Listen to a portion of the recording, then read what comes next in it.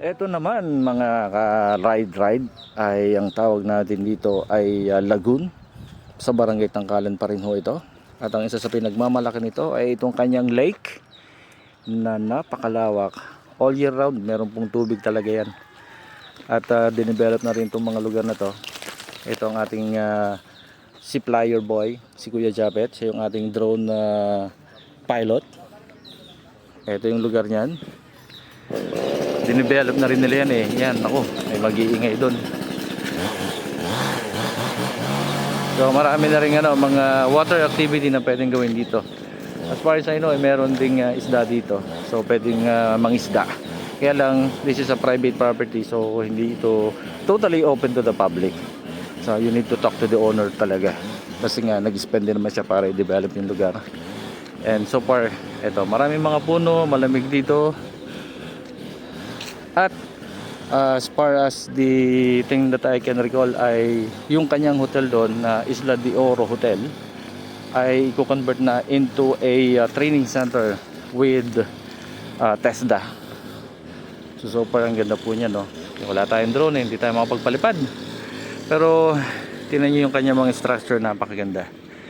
So this is going to be cleaned, no? Lilinisin, ayusin pa.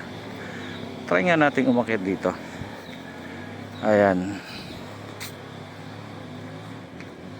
Kaya na, wala nang edit, dire-diretso na to.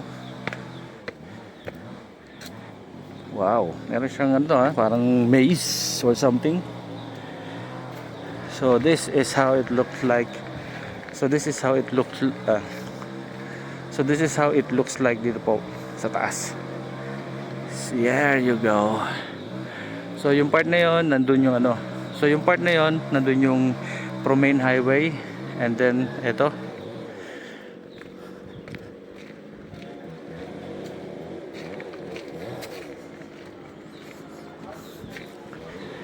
Then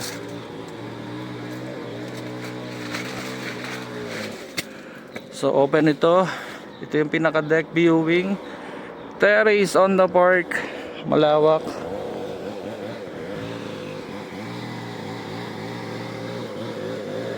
So nakakatuwa kasi ang dami niyang tanim na halaman dito.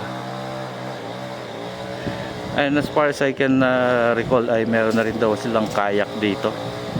Kaya lang it's going to be a school ng TESDA na sa susunod na buwan. Actually opening daw is December 5.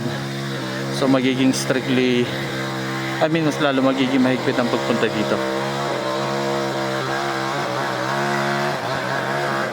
There you go.